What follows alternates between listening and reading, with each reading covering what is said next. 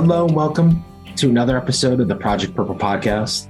I'm Dino Verley, founder and CEO of Project Purple and the host of the podcast.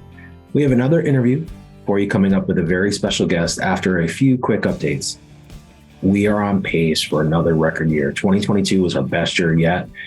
And I just want to thank everyone who has supported, donated, or participated in a Project Purple event so far in 2023, because 2023 is already on pace to be better than 2022. So it's just amazing what our community has allowed us to do and all the great programs and services that we're offering to patients, research. It's just really, really special to be in this seat and to see all the amazing things happening here in 2023, which is, like I said, on pace for another record year, which is just, it's a blessing. Visit our website at projectpurple.org and make sure to follow us on social media to stay up to date on all things Project Purple, wherever you are on social. We are even on Threads and TikTok. Make sure you follow us. Without further ado, let's meet our special guest today, coming to us from sunny, beautiful Martha's Vineyard, author Elizabeth Benedict of Rewriting Illness, A View of My Own. Welcome to the Project Purple podcast, Liz. Thank you for having me. It's a pleasure to be here. So I know I say there's a lot of corny terms. These are corny terms, but I always say like full disclosure, like I'm not making anything up, but I know this has been a while in the making. I know we tried to have you on earlier in I think the like late spring and just timing and logistics. Mm-hmm. So we had to push this out quite a bit. And I know we were playing catch up before we hit record. So there's been a lot of like positive things happening with the book. So we're excited to get to that. So, okay. As I was saying, the first segment, and some people may know your name, others may not. So what we always do is our first segment is always the guest opportunity to kind of share their background, what brings them here to the podcast today. As I said before we hit record, you can stay as high level as you want. You can get into the weeds. I'll be taking notes. And with that, the microphone's yours, Liz, to share how you got here to the podcast today. Well, thank you. I guess it's a pleasure to be here, but I guess a bittersweet pleasure because I'm here because I had a run-in with cancer, and your whole show is about cancer. So none of us wants to be in this club. Either, but all too many of us are, whether through our own bodies or our loved ones. I am a novelist and a journalist and an essayist, and I've been publishing books since 1985. I started out publishing novels. I've written 5 novels, and I taught creative writing for many years, for many decades, at places like Princeton and Columbia and Barnard, Swarthmore. And then I moved into journalism, and I've done a lot of reviewing of books and writing about books, and more writing personal essays. I've edited 3 volumes of essays. I had ideas for essays that I wanted to start public conversations about. And so the way I did that was I invited a lot of well-known writers to write on these topics, and I was lucky enough to sell them as books. One of them was asking 30 well-known writers who had changed their lives, who had been their mentors or their influences. That was the easiest book in the world to get people to write for, because people would say yes to me almost before I finished asking them. And most writers have someone or a book or an experience that they're grateful to. So that book was called Mentors, Muses, and Monsters, and that came out in, I think, 2009. And then I did another anthology where I asked a bunch of famous women, not just writers, but other well-known women, about a favorite gift from their mothers that encapsulated the relationship. And a lot of people think when they hear that, that's just sort of schmaltzy and sentimental. But I asked people who'd had complicated relationships with their mothers, not just hearts and flowers.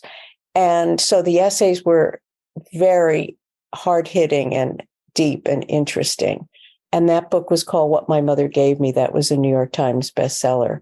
And I loved doing that book. It was based on a gift from my mother that kind of I was obsessed by, and that encapsulated our relationship, our sort of not difficult, but somewhat troubling relationship. And I then started a business helping kids get into college. And so I spend a lot of time right now helping kids write their college app essays, which is a whole new genre of writing. And in the middle of all that, I found a big lump under my arm in the summer of 2017. And I went to the doctor immediately within 12 hours. And it took 4 months to be diagnosed with lymphoma. Even though I was in New York City, I had insurance. I have sort of a big mouth. I'm not shy. But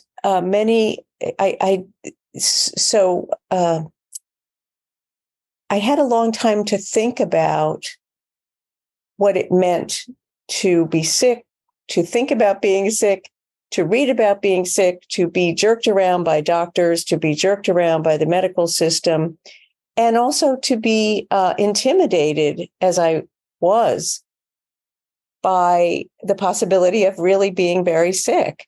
And even though I do have sort of I'm a New Yorker, and I'm not shy, and I'm not a kid, and I think I'm pretty good at defending myself in difficult situations. When I had this looming illness, or what might be an illness, it was hard to be an advocate for myself because I was so afraid of what might be wrong with me and of what the answers would be if I pushed people. But so I think if I'd found the lump and gone to the doctor and got treated right away for my condition, I wouldn't have written a book. But I think because I had so many months of experiences with the medical world, I had some things to write about. And I went from having really sort of patchwork, do-it-yourself, crappy medicine to eventually literally finding the best lymphoma doctor in the world. I mean, I ended up just by accident getting this man's name when I was finally diagnosed. And somebody said, this man treated my mother 15 years ago. I don't know if he's still working. And I called him up and everything changed. So it went from really crummy medicine to world-class medicine overnight.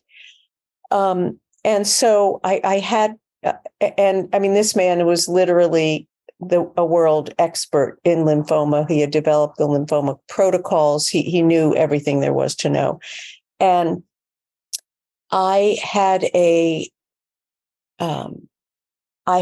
what is considered a treatable kind of lymphoma, which of course was a great relief.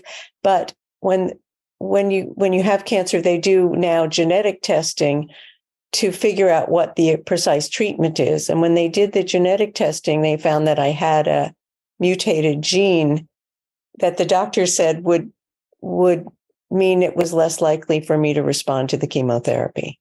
So it was sort of good news, bad news. And that, and the doctor kept saying, I'm spooked by this. So it was like, here's the best doctor in the world is spooked by something. And he said, we have no data on how to treat this. We have no data on we have no studies on how this works. So, again, I think if I had not had that wrinkle, I might not have written a book, but everything became a little more, the stakes kept getting higher and higher. And because of this gene, the doctor wanted me to get 6 days of chemo 6 times in a hospital, which that was the initial plan. And then that was scaled back. But so I as I say, even though this was a treatable lymphoma, it had a kind of spin to it that made it a little more troubling.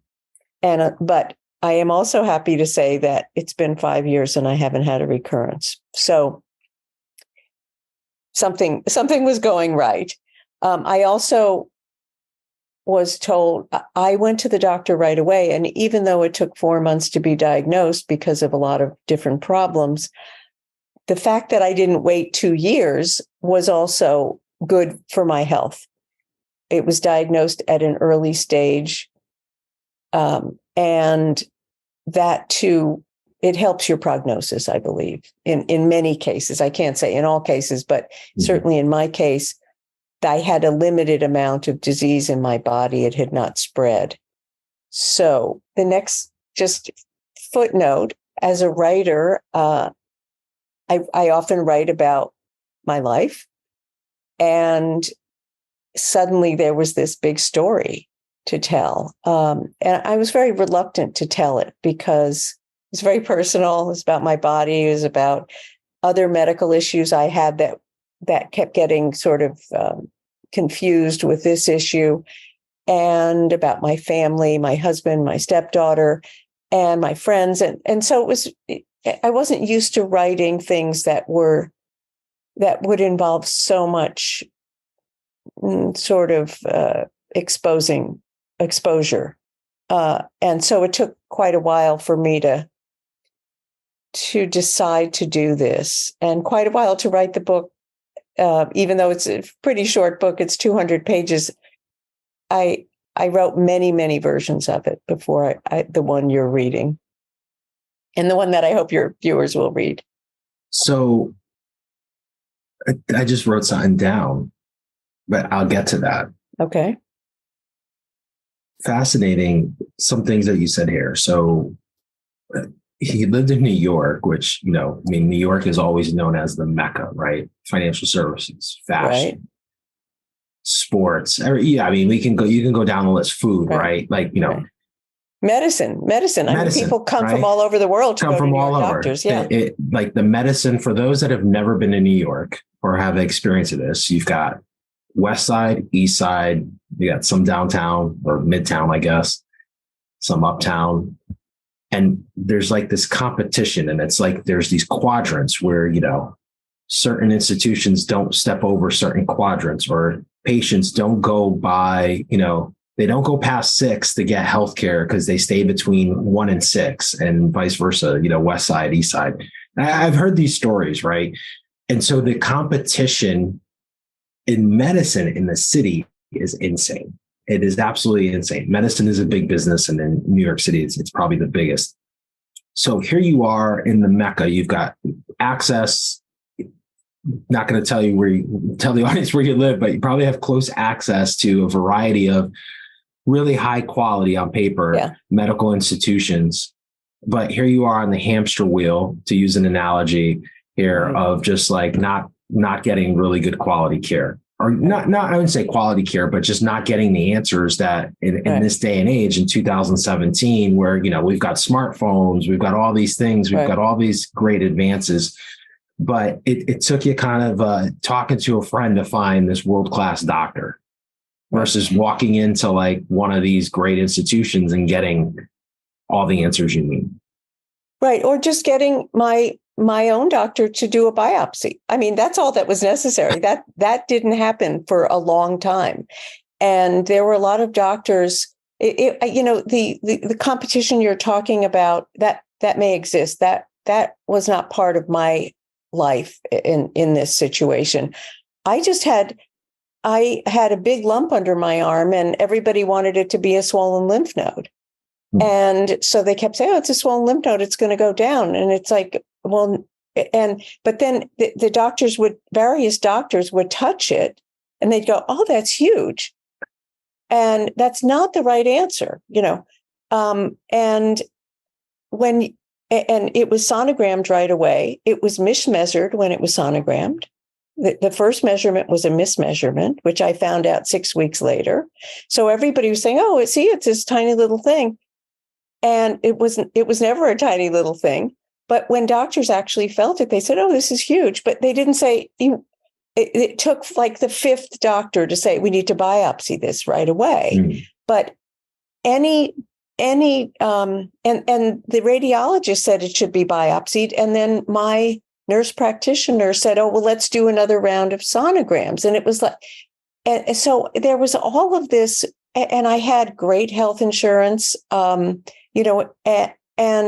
I actually upped my health insurance. I went from paying, I'm a freelance writer. Mm-hmm. I went from paying $800 a month, which is already ridiculous. I incorporated my business and I could get much higher health insurance, which cost me $1,800 a month. And I did that as soon as I found the lump because I knew what it might be. And I knew that I would need a higher level of care than my insurance I knew that I would want to be able to go to any hospital or doctor I wanted to, and I couldn't with my insurance.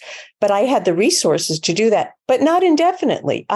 Literally not indefinitely. I mean, this was sort of a splurge, let's say, but my life was on the line. But it wasn't so much all this competition. It was just sort of doctors who didn't say. I've since spoken to a doctor who interviewed me about the book, and she said, any doctor can feel a lump. And this lump was in my armpit. It was not deep in my stomach, but no one could feel it. It was right here. Any doctor can feel something and know whether it's a swollen lymph node or something else. But these doctors kept saying, oh, no, it's a swollen lymph node. Or they kept saying, oh, that's huge. And then they would give me a test for something else instead of saying this needs to be biopsied right away. And I didn't know this terminology. I knew, sort of like, I knew sort of what a biopsy was. I mean, I knew kind of what it meant. I didn't realize there are 3 stages of biopsies. And the simplest one, which they should have done right away, was just they stick a needle. It's called an FNA, fine needle aspiration. And when you get mammograms and they find something in your breast, they do this immediately. They don't wait. They don't say, "Oh, come back in a few weeks, talk to another doctor." If they find something the size of a grain of sand in your breast when they do a mammogram, they do a biopsy. They do an FNA. I just wasn't from. And that never happened to me. So I didn't have that sort of that arsenal of experience. But of course, I know in general, right, what that's about. But it took 6 weeks for a doctor to say that, like the 5th doctor. And so, and then there was a whole other adventure around that. But now, and so they should have just done a fine needle aspiration, and then they take out some cells from the lump or the mass, and then they put them on a microscope, and they look at them, and they can tell only if they're abnormal cells. They can't diagnose from that, but they can tell if they're abnormal cells, and if there are, then they do a deeper level biopsy. Well, nobody did that to me for months, and that was the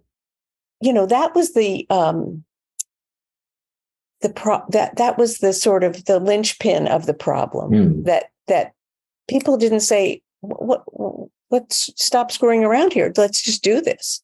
And you need to be, you and I can't do it. And most doctors don't. You have to be a pathologist, but it's very basic. It's like having what's the word? When you're a kid, you have a science kit. It's like science kit medicine. Correct. It's not an MRI. And that was one of the problems. The thing that I think that there's like a theme here though, but like, I think we talked about this in the beginning before we record, like the system is like, if you don't know, you don't ask, right? So you have to really advocate yourself.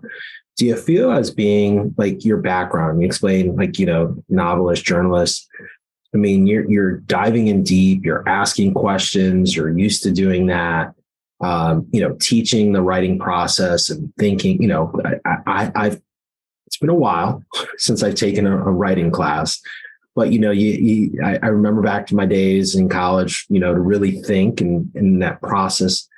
Do you think that aided in this whole scenario where you had this background, as a journalist and a novelist to kind of really think about, but then also asking the right questions? Oh, yeah. Yeah. I mean, I was very, I mean, my basic instinct, I went to the doctor.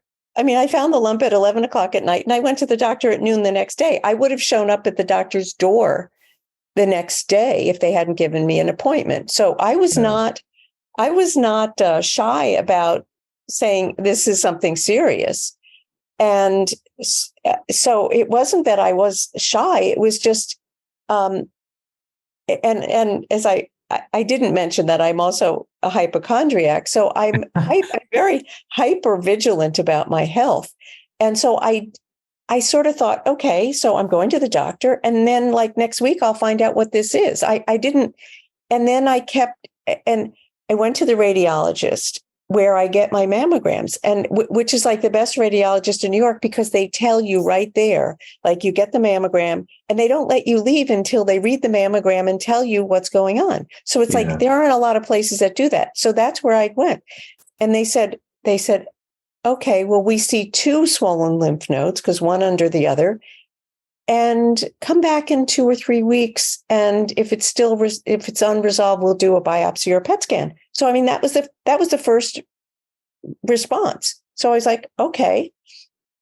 And then it was my nurse practitioner when I said, okay, they want me to get a PET scan now. She's like, no, we can't do that. So she said it's too expensive and it's too invasive. And it was like, well, that was the sort of mind. And she said, your anxiety is very high. You have very high anxiety. Do you want to take some tranquilizers? It was like, what are you talking about here? My anxiety and when I went to her, I said, I want to get a biopsy or a PET scan. That's what they said. She said, no, you have to do some more sonograms. And it was like that moment of dismissing me because a PET scan was too expensive. And I had this $1,800 insurance I don't understand it. Okay. But at the same time, that moment, if I had been my usual self, I would have said, I'm not leaving here until you give me a prescription. I'm just not. And now I would know to do that. But at the time, I didn't quite know what a biopsy involved. I didn't know how involved it was. If I had known, I would have said, I need a fine needle aspiration now. Yeah, which is a simple. I just didn't know that. Yeah. Yeah. But so, in answer to your question, yeah, I mean, it helped me being, I'm very vigilant. Can I just tell one more little story? Yeah, no, absolutely. Okay. So I finally went to a real doctor who was a head and neck surgeon. And he said, we need to do a biopsy today. Our biopsy guy is here. And I said, I'm going on vacation tomorrow for 3 weeks. And I have but it's a working vacation for me because of my college business. I had all these appointments with clients and I had talks at libraries. And I said, I'm going away for 3 weeks. I have all these appointments scheduled. If you tell me to stay here and get the biopsy, I'll do it. But if you tell me it's okay to do it when I come back, I'll do that. So if he had said to me, no, you need to do this today, I would have done it. But he said, no, go ahead, go on your vacation. And you probably don't have cancer, he said. Well, of course I did have cancer, but then when I went back, he did a biopsy and then he went on vacation. And so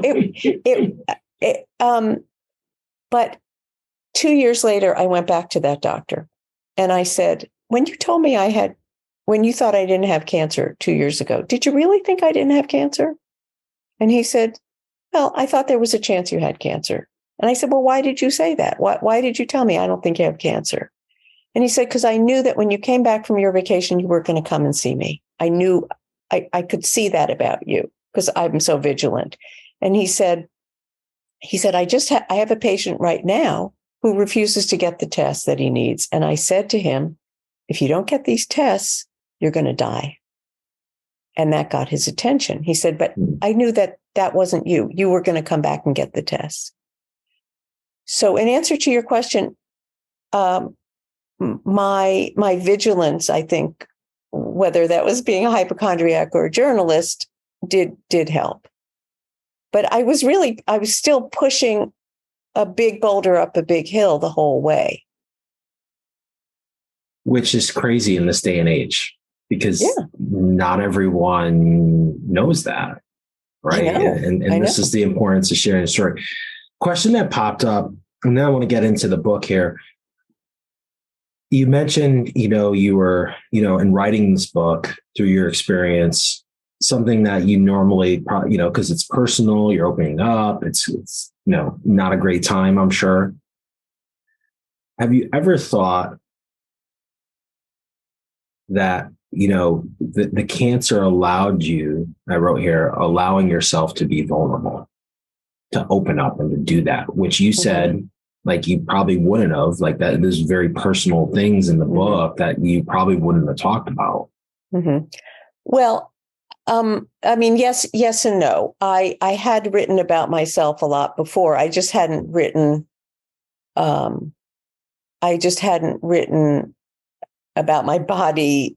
I wrote a book about how to write about sex. Okay. So I've kind of been out there writing about, I have, and I've written a lot about sex in my fiction, and I've written a lot about my family. So I think I've been very vulnerable in a lot of ways. It was just that vulnerability about those things.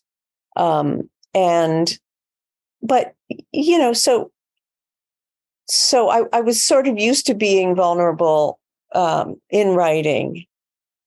But this was, as I say, this was, I had to write a whole book. I mean, I'd written a lot of very personal essays, but writing a whole book, you have to really be prepared to go farther than, you do in a 12-page essay. So yeah, I think it was, I'm glad I was able to do it. I'm glad I sort of had the wherewithal to do it, and that it was published, and that it seems to be speaking to people and making. One of the things, I wrote a little essay. I had two voices in my head when I was writing the book. And one of them was a friend who was a nurse practitioner who said, you have to write this book because so many people go through things like what you're going through, and it would really be comforting to them. And so you have to write about this. And then I had another friend who's an editor of a literary magazine that I write for, who said, I never want to read another cancer memoir. And so I was sort of having these people warring in my head. And I wanted to do what my friend said, which was to write a book that would be comforting to people, not a self-help book, but just a book about my experience at a deep level. But also, I was listening to my friend saying, I never want to read another cancer memoir. I wanted to write something that would be a little different from the very predictable cancer memoirs that populate the world. And so I was very aware of trying to do that as well. And I tried to do that with the way I told the story. So there were a lot of shoulds and shouldn'ts, and a lot of barriers and obstacles to writing this book and to making it come out the way it did, which I think a lot of people say is very funny. I make fun of myself a lot. I make fun of, I guess I make fun of some of the doctors. And I make fun of myself because I was so full of fear. I make fun of my fear, and I make fun of my hypochondria. And so people comment a lot about how funny the book is. Obviously, it's a serious story, but yeah. Well, I could say from my perspective, so interviewing, I don't know, 100 plus cancer survivors, right? Over the years, I don't even know what the number is. It's a lot. I know it's over 100. I know one of the things that a lot of people have said, there's a lot of common threads, right? I don't know how in depth you've gotten into like the whole survivorship, but I feel the one thing that I've heard from a lot of them is comedy. And how that, in comedy, in the sense, like I remember a guest saying, like, he'd come in chemo suite and he was like, Sebastian Maniscalco, who's a popular comedian now. Like that's, that was his attitude going in. Like he was just going to crack jokes all day, as he went through, chemotherapy, which anyone for any cancer is a bastard, right? Doing chemotherapy. Right. It's not easy. And he just found comedy to get him through those sessions. And then when he was home with his family, like he was a jokester, right? And I've heard this from many people, that, comedy and using comedy, as kind of a way, a coping mechanism to get through the cancer and, joking with the cancer, having this internal dialogue with the cancer that it's a joke, and it's just, it's almost comical. So I don't think that's uncommon. I think it's a very important piece of advice here for those listening, because I think, there's this mental piece to all of this that we may talk about here that I think is very important, with fighting cancer and all cancers. So let's talk a little bit about the book. Why should our listeners, watchers pick up the book? What are what's your main 3 reasons, or a variety of reasons on why they should get the book and should read the book? Well, I think as a writer, I'm not supposed to tell you how wonderful my book is. So, but that would be a little braggy, right? Yeah. But I will just tell you what some other people have said. Can I do that? I mean, absolutely. Okay. I mean, and not my mother. Okay. My mother's not here to tell us, but, so Lori Gottlieb, who wrote a very wonderful book, who's a therapist, who wrote a book called Maybe You Should Talk to Someone, that probably a lot of your listeners have read or heard about.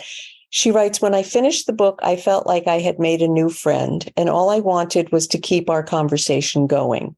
This is more than a memoir. It's an experience. And a journalist named Thomas Beller, who's a wonderful journalist, he says, as though Nora Ephron had written a book called I Feel Bad About My Tumor, which I love. That's one of the best things anyone's ever said about me. And the Boston Globe said it was mesmerizing. And it says Elizabeth Benedict's eighth book will mess with you in irresistible ways. Despite its scary subject, this chronicle reads more like a breathtaking whodunit, or rather, what done it. Benedict slings around language like a gunslinger. Hey, I'll take it. It whips around language like a gunslinger. So why should people? I think if you're a cancer patient, or if you're close to a cancer patient, or you think you might someday be close to a cancer patient, I think it gives people an idea of what you go through, and how.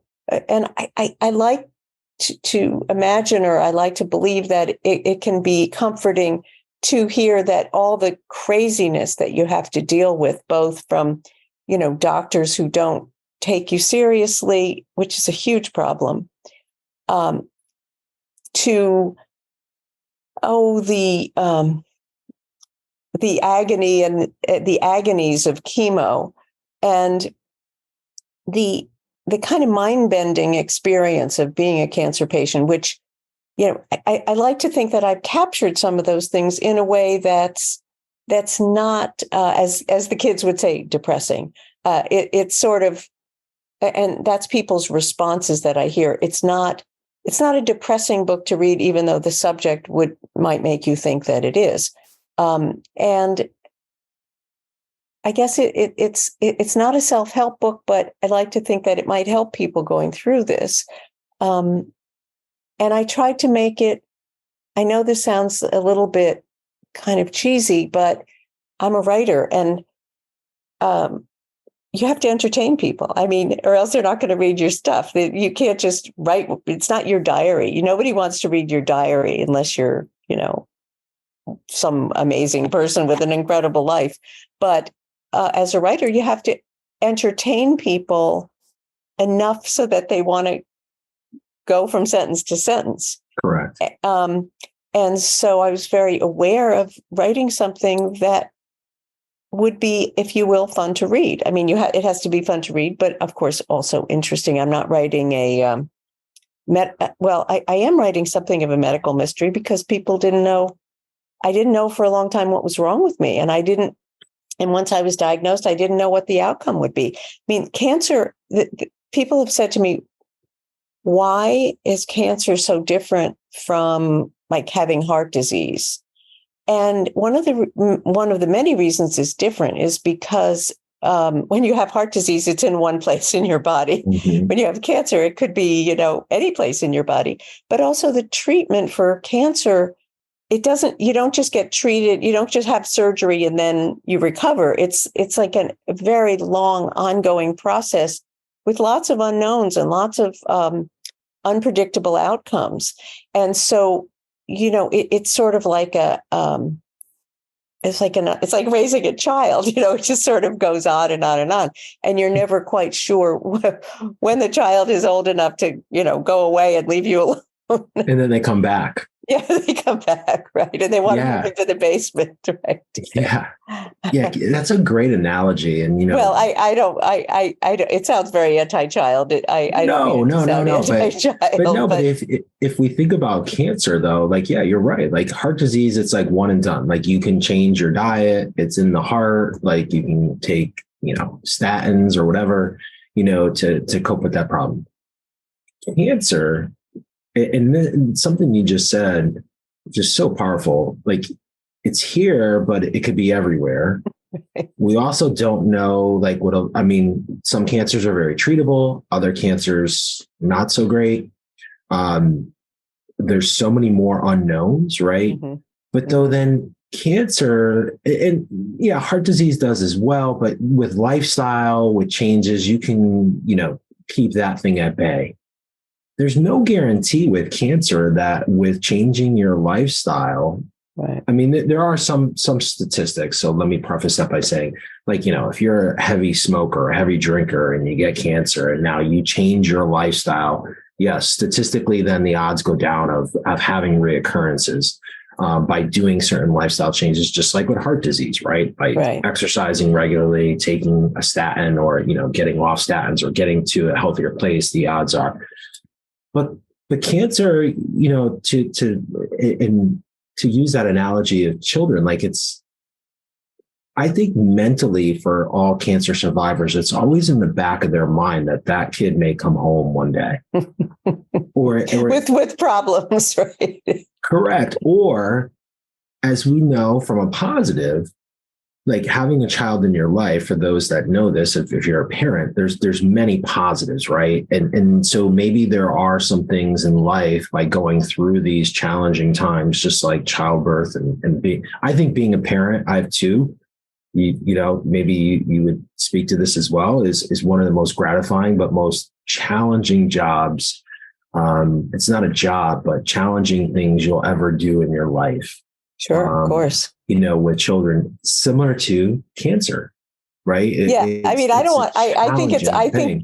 I think we shouldn't do the children equals cancer because that's anti-kid. So, but there's like some similarities there, I guess. And I guess like my point here is like, there's this piece of, there's like these stages, and oftentimes we focus on the diagnosis, mm-hmm. but then there's the treatment, and then there's the post. Right. And I think there's not enough talk about this post mm-hmm. piece here. And with certain cancers, there's a lot of challenges. Life doesn't just go back to normal.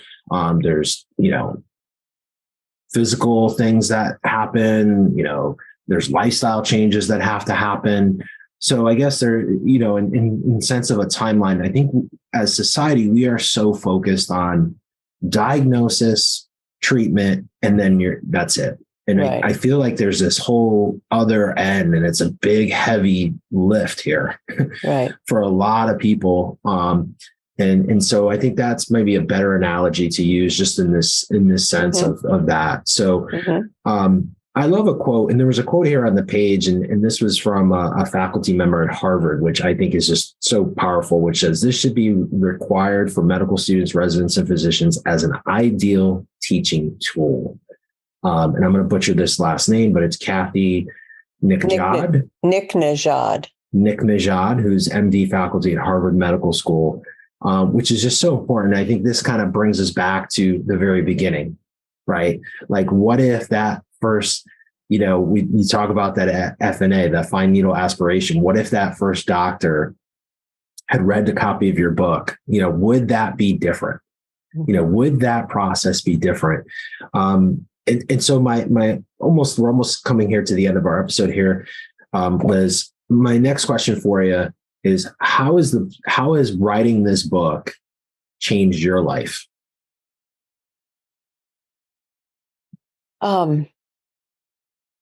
Well, for a long time, for much of the time that I was sick, and then in the years since then, I didn't tell a lot of people that I had been sick or that I had cancer. I could barely say the word. And I have a lot of close friends who knew, but I also had a lot of friends who didn't know because, say, I didn't see them there. They live in another country, or they live in, they weren't in New York. And so there were a number of people I was very close to that I didn't say anything to. And this went on for years. And then the pandemic happened. So, there was a lot of silence after that. But so writing the book has allowed me to be more open about this huge thing in my life, and to connect with people who've also been sick, and to talk to the people who didn't know that I was sick, some of whom I'm very close to. And so it's also so it's kind of unburdened me, right? I didn't have to keep this big secret. Also, it's been interesting. I've contacted people that I wasn't in touch with to come to book events, and they say, "Oh yeah, I had cancer too," and they hadn't told me. Many people, and people my age, people younger, people older, and everyone's here. So, it's sort of, it's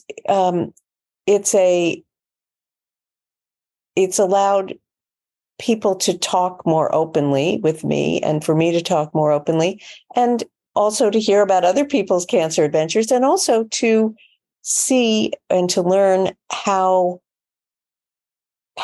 different outcomes are now than they were 20 years ago. Now, having said that, I have a very good friend who died of cancer last week. So not all outcomes are great, but there are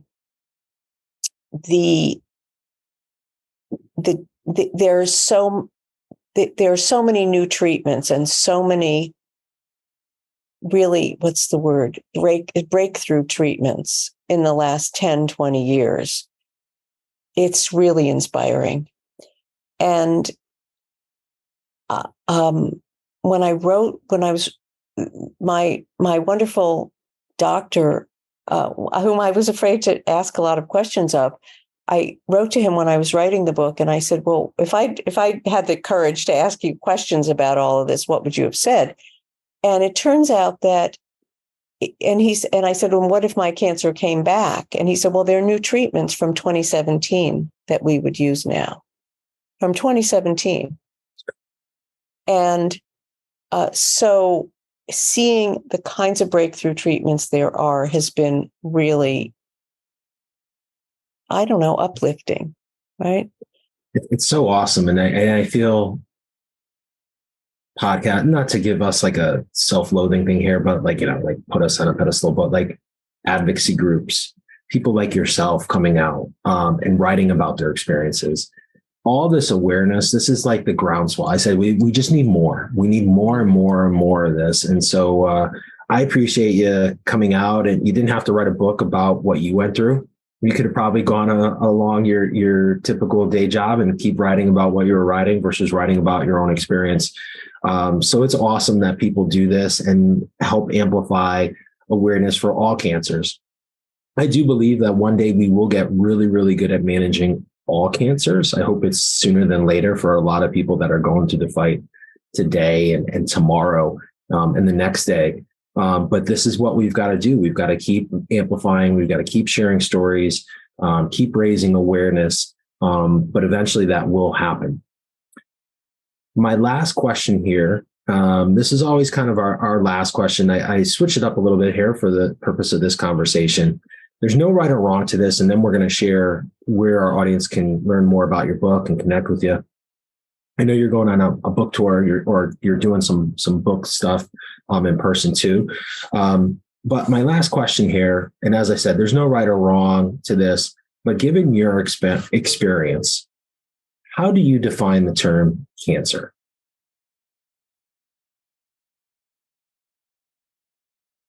How do I define it? It's a diagnosis that I have to tell you, this is not something I've thought about. That's why I asked it. Okay. I'm not a doctor. I mean, it's a diagnosis that too many people get.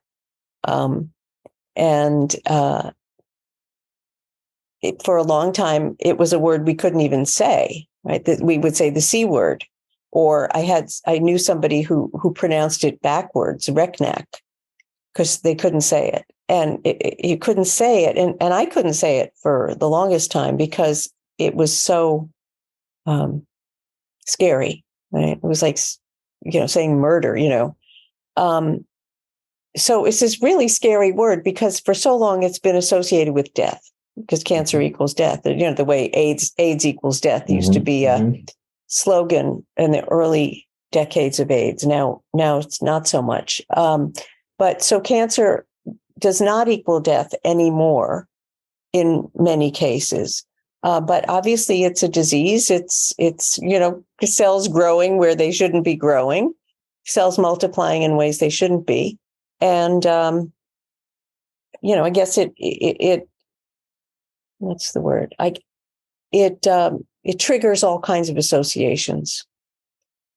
And I guess to the extent we can diffuse some of those negative associations and get people to go to the doctor ASAP, the better we'll all be. And to be a good advocate for yourself and to know some of these terms, like FNA, and get a biopsy and don't let people jerk you around.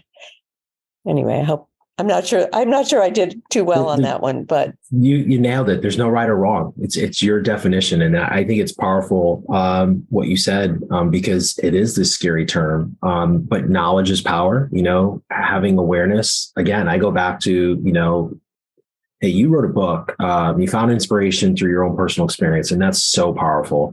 It's powerful for people that know you. It's powerful for people that don't know you. Someone who may go through a very similar diagnosis or maybe a complete different cancer. But we're raising and amplifying, inspiring people. And that's what we need more of. Unfortunately, a lot of times there's other things happening in society that drown kind of this positivity out. And there's all factors, and that's another podcast episode. But I think it's just powerful. The more power, the more information, the more knowledge, the more awareness that patients have as they go through that journey. It just the outcomes are positive. And that's hopefully what we're doing here on the podcast. And you as an author writing about this is, I won't put words in your mouth, but hopefully that's part of the outcome that you want to have. Someone reading the book, has a much different experience than you because of your experience. Yeah, I certainly hope that's the case. Absolutely. So on that note, where's the best place? I know you've got a couple things. I know a website, social media, but someone listening to the podcast or watching, a clip here to learn more, to hopefully buy the book, and maybe even come out and see. I know you're on a little mini tour, depending on where you're located, doing some stuff for the book. Where's that place to find out more? Okay, so the best place to find out what's going on is my website. The name of the book is Rewriting Illness, A View of My Own. And the website is my name, elizabethbenedict.com. You can just Google my name and you'll get to my website. You'll get to my Wikipedia page. If you go to Amazon, you can look up my name. You can find that book. You can find many of my other books. I'm not hard to find. And if you want to write me an email, I love getting emails from people. And so anyway, elizabethbenedict.com. And I'm on social media, but go to my website first. And that's where there's a lot of information about the book and my other books and lots of the articles I've written on different subjects. And enjoy. Awesome. And Liz, you are doing an audiobook I saw on your social media, right? So this will be available via audio on Amazon, I would assume, or wherever you download books. Yeah, I think Audible and probably Amazon. It's coming out sometime in August. I don't have the date, but it should probably, I'm guessing more toward the end of August. But the book is now, it's a paperback. It's an original paperback, so it's not going to set you back a lot of money. You can also read it on Kindle. You can read it, you can press a button and it'll be in your computer 5 seconds later. So if you have trouble with delaying gratification, it's very easy to find and to start reading immediately. I love it. Liz, thank you for being on the Project Purple podcast and sharing your story of, I wrote so many great comments here, but one you put is just being vigilant. And that's just so powerful for our audience to hear. Great. Okay. Well, thank you so much for having me and good luck with everything you're doing to advance these many causes and to spread awareness. Super important. And also to raise money. Thank you. Okay. Thank you for listening to another episode of the Project Purple podcast. If you like today's episode, please share this episode and follow the Project Purple podcast wherever you listen to podcasts. That is a wrap of another episode on the Project Purple podcast. Thanks for listening. Until next time, please be safe.